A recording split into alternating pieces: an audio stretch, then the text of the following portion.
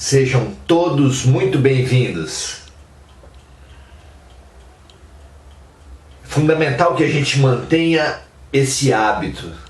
A disciplina é condição para tudo que você quiser fazer, inclusive para a questão do desenvolvimento espiritual. É muito famosa a combinação, o encontro de Emmanuel, o guia espiritual de Chico Xavier, com o próprio Chico, onde ele propôs um pacto de trabalho. Na verdade, ele propôs a elaboração de 60 livros com Chico Xavier. E Chico se impressionou e falou: 60 livros, mas eu serei capaz? Emmanuel disse que sim, desde que lhe atendesse 3 condições. Chico perguntou quais seriam. E ele disse: disciplina, disciplina e disciplina. Um artista, um esportista, um trabalhador, uma relação de amizade, de conjugalidade, nada sobrevive à indisciplina. Tudo exige a disciplina. O hábito, a persistência.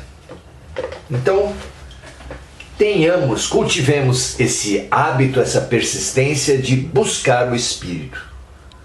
Independente das denominações, da instituição humana, buscar o Espírito, buscar a essência, é a nossa necessidade. Que a gente nunca saia desse caminho. Parabéns a cada um de nós, encarnados e desencarnados, que estamos nesse nosso pequeno espaço, nesse nosso pequeno trabalho, de acordo com a nossa capacidade. Que assim seja. Hoje estamos continuando o estudo que Kardec fez,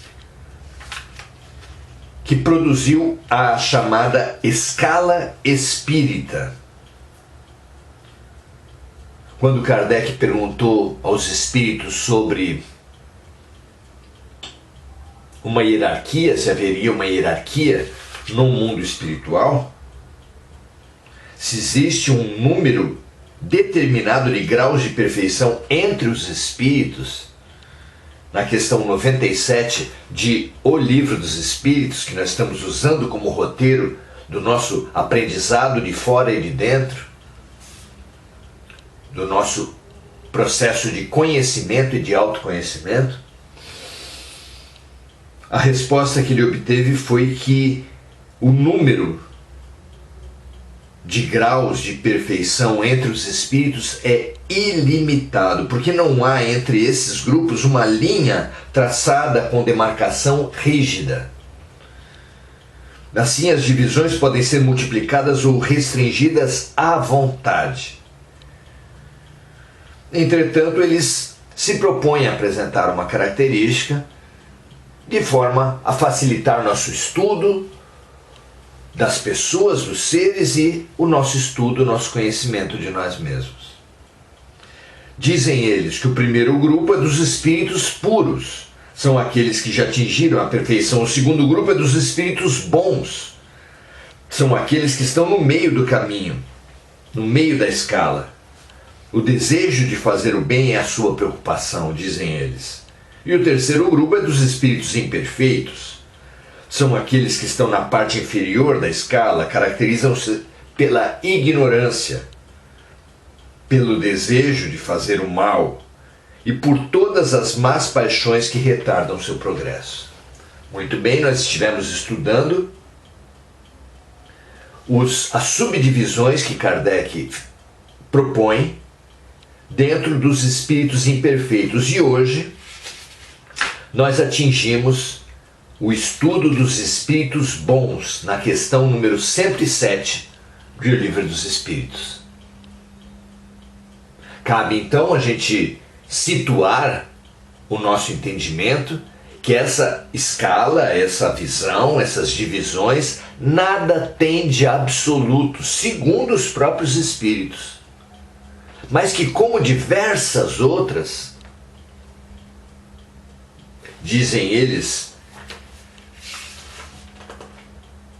que o número é ilimitado, as divisões podem ser multiplicadas à vontade, dizem eles. Então, para que servem essas divisões? As divisões do horóscopo, da astrologia,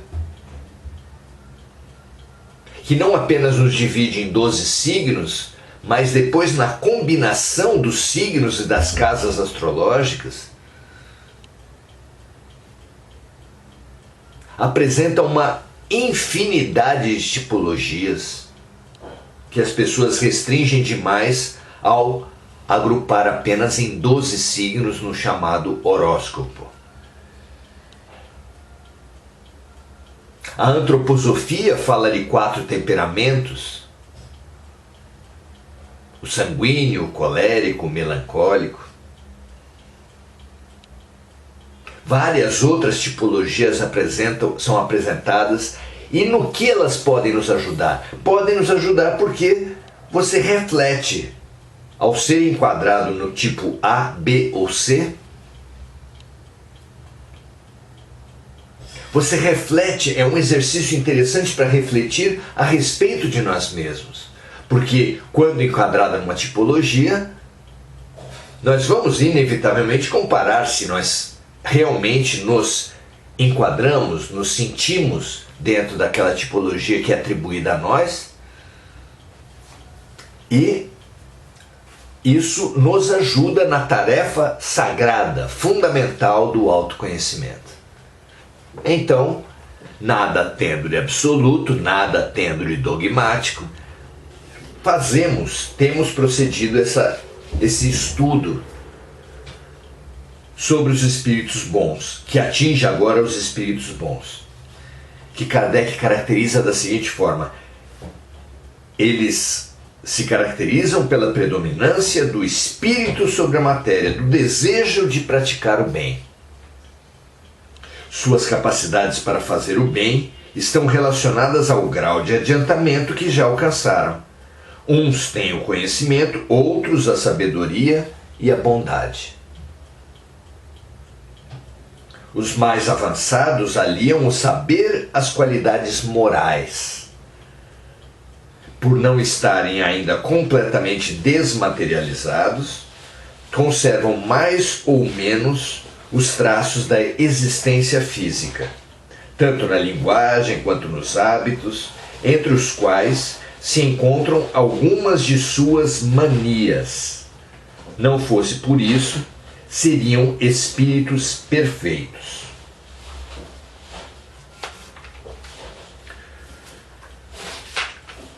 O grande empecilho que existe na classificação desse tipo é que nós invariavelmente nos consideramos bons. Olhamos as nossas más, na nossa boa vontade, a nossa boa intenção, e tendemos demais, exceto se estivermos em sofrimento mental, com uma patologia como a depressão, todos nós tendemos a nos sobrevalorizar. E isso é um problema muito grande. Porque quem não tem problema não tem solução. Se você não percebe a sua incompletude, você não avança para a completude. Claro. Precisamos do diagnóstico para a cura. Precisamos reconhecer as nossas ignorâncias para realizar qualquer aprendizado. Por isso, o grande sábio Sócrates, fundador da filosofia, tinha como máxima: só sei que nada sei. Porque nessa condição, com esse pilar, ele se abria para um permanente aprendizado. Por isso ele era o homem mais sábio do mundo. pelo menos do seu tempo. Então, precisamos de uma visão mais clara a respeito do que vem a ser a bondade. E para isso é preciosa a definição que André Luiz obteve quando dialogou com um espírito de grande elevação. Para esse espírito de grande elevação, esse grande instrutor, André Luiz perguntou: o que é o bem, o que é o mal? Exatamente para ter uma ferramenta básica de autoavaliação, ter um parâmetro lúcido de autoavaliação, que não dependesse apenas da nossa autoimagem positiva ou negativa, que as duas nos arremessam para uma montanha russa de bipolaridade, de excessos, que não nos acrescentam, que não ajudam na nossa transformação. A resposta dele foi fantástica. Todas as pessoas querem apenas o bem. Só isso já ajuda a desafiar demais o nosso entendimento. Diríamos todos nós: como assim todo mundo quer o bem se tanta gente pratica o mal? Pois o instrutor afirmou: todos os seres querem apenas o bem. O que difere o criminoso, o perverso, do bondoso, do santo, é o âmbito de bem que ele considera para tomar suas decisões. É o âmbito de bem que ele busca na sua vida. De forma que os maus, os violentos, os agressivos, os perversos buscam um bem excludente, um bem exclusivo, um bem que exclui os outros. O mais malvado do mundo, o mais malvado da vida, seria um ser que não considera, que não busca o bem de mais ninguém, exclusivamente quer o seu bem. Esse estaria numa tipologia extremada, que no entanto não é teórica, não é impossível de acontecer. Há sim seres que não possuem a capacidade de considerar os outros. Congelaram-se, aprisionaram-se num universo, num mundo que só cabe ele mesmo. E isso é fantástico para nós entendermos.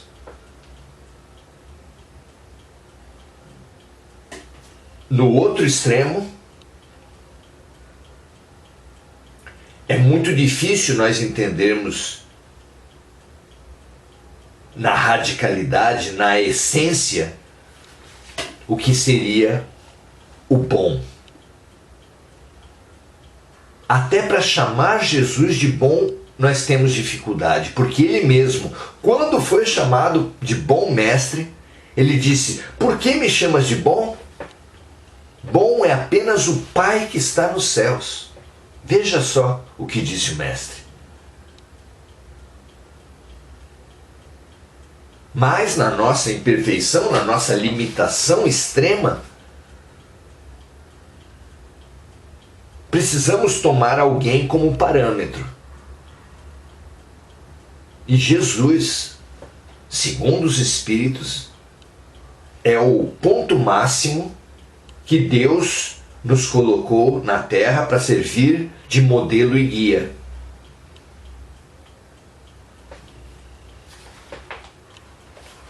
Na questão que nós ainda visitaremos, é claro.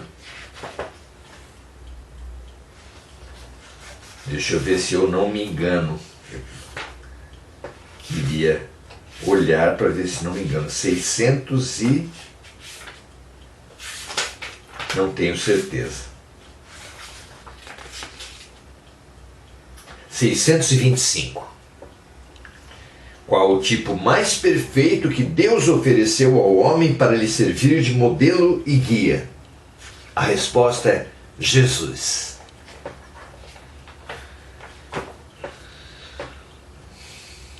Então não sabemos dizer se ele seria bom. Segundo ele mesmo, não. Mas é até onde a nossa visão, a nossa perspectiva consegue alcançar. E se o mal é aquele que procura um bem excludente e exclusivo, que só considera exclusivamente a si mesmo, o modelo e guia de bondade teria que ser um ser que abre mão de tudo, que abre mão do seu orgulho, que aceita ser humilhado, que abre mão do seu corpo, que aceita ser morto,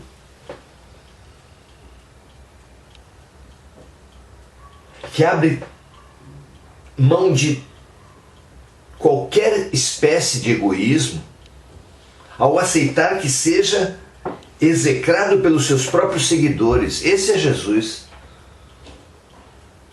O que se fez em nome de Jesus e que ele permitiu? Cruzadas, torturas na Inquisição, guerras nas cruzadas, perseguições terríveis, traições inomináveis, como a noite de São Bartolomeu. Muito mal já se fez em nome de Jesus. E ele permitiu. Ele vem se oferecendo até hoje os estelionatários espirituais. Ele mesmo anunciou que no fim dos tempos haveria falsos cristos e falsos profetas, pessoas que usam o sagrado para montar impérios de mídia, bancadas parlamentares, fortunas inimagináveis e até mesmo a exploração sexual dos fiéis. Falsos cristos e falsos profetas. Ele sabia, há 2000 anos atrás, que em nome dele se fariam barbaridades. Previsão terrível que infelizmente se consumou.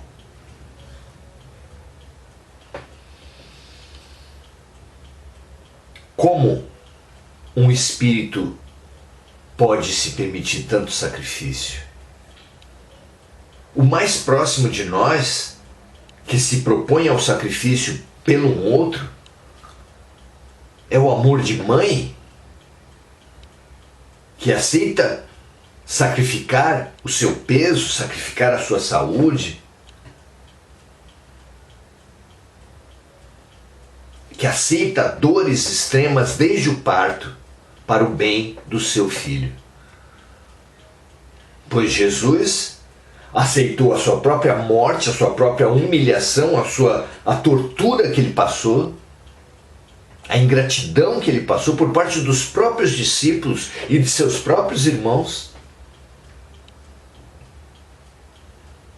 Não por um filho, não por um irmão, não por alguém do seu sangue, mas por toda a humanidade.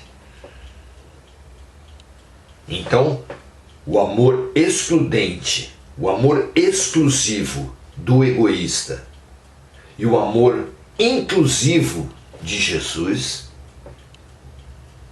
servem demais para todos nós, porque com base nessa régua, nesses parâmetros, nós podemos nos avaliar muito bem, perguntar aos nossos recursos, perguntar às nossas vidas, perguntar a nós mesmos com quem temos gasto a nossa maior riqueza, que é o nosso tempo.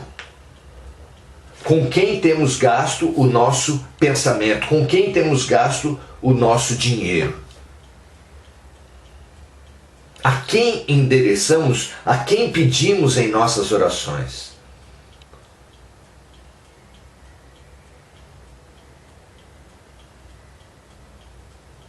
Praticamente impossível esperar que alguém no nosso nível gastasse o seu tempo, o seu dinheiro, os seus talentos, seus pensamentos, suas orações, sempre pedindo igualmente por todos. Então, nós sabemos, eu ouso dizer que as pessoas que estão investindo o seu tempo num momento de aprendizado e de autoaprendizado como esse, não estarão na classificação extrema do egoísmo, mas viverão egoísmos coletivos. Eu ouso dizer que todos nós estamos num processo de egoísmos coletivos.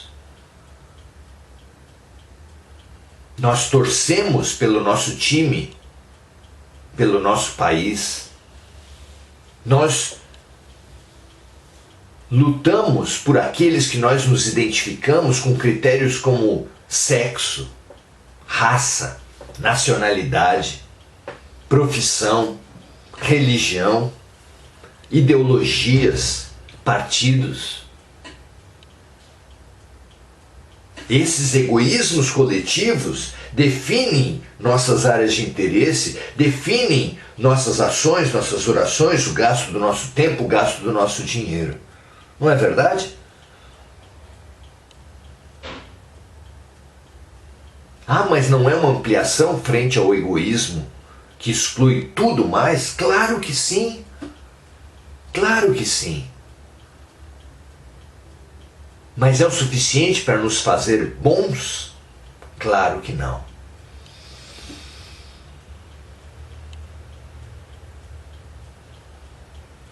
Se não somos completamente excludentes do bem-estar dos outros, também não somos completamente inclusivos do bem-estar geral. Não o tempo todo, não com todos os recursos. Isso, na escala espírita, poderia até nos fazer equivalentes aos espíritos neutros, que não são bastante bons, segundo Kardec, não são bastante bons para fazer o bem, nem bastante maus para fazer o mal. Mas não podemos aqui classificar ninguém, senão nós mesmos. E precisamos de mais do raciocínio de como fazer para evoluir do egoísmo individual ao egoísmo coletivo até a inclusão total simbolizada por Jesus. Como fazer para isso? O grande mecanismo é a compaixão, palavra usada pelas religiões, por Jesus, no budismo.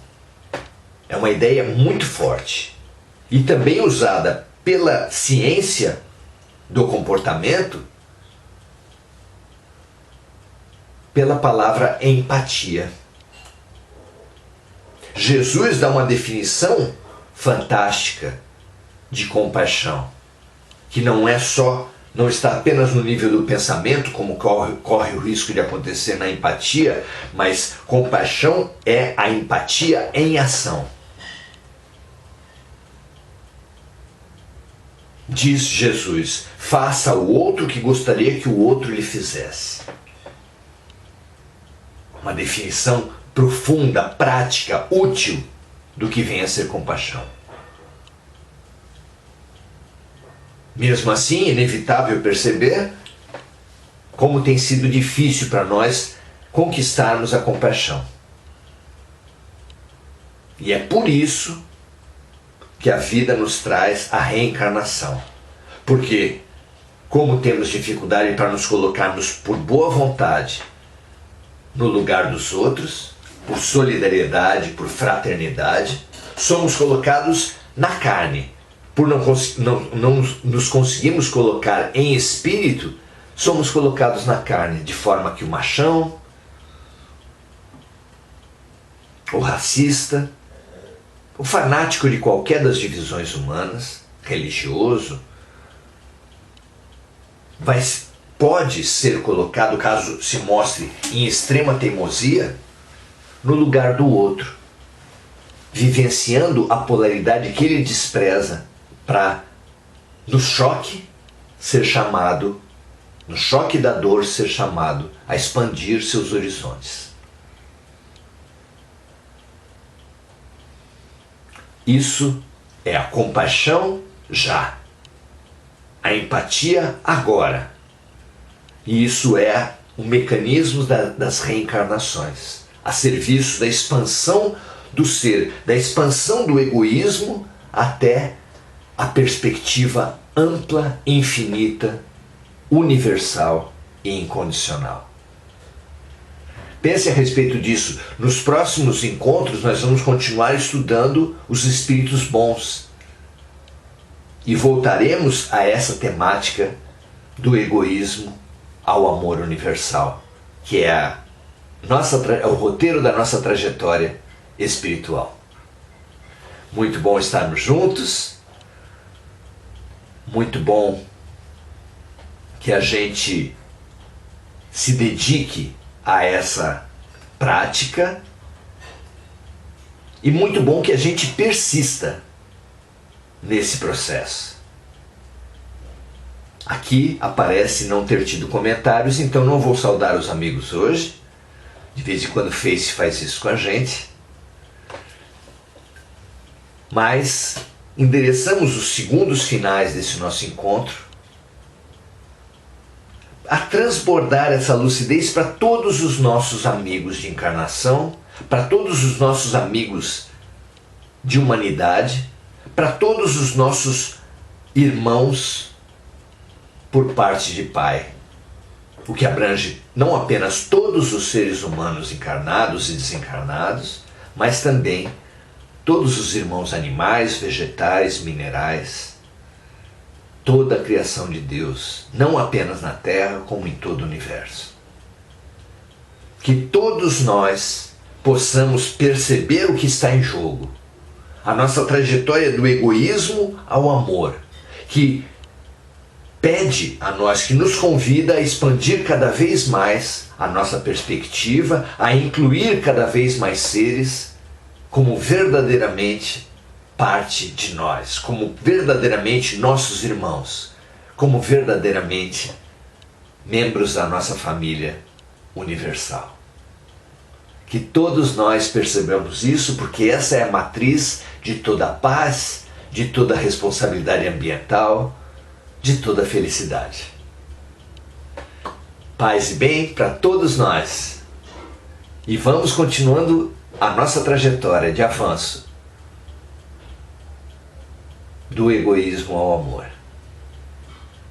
Um grande abraço, até a próxima, um prazer estarmos juntos, um prazer aprendermos juntos. Até amanhã.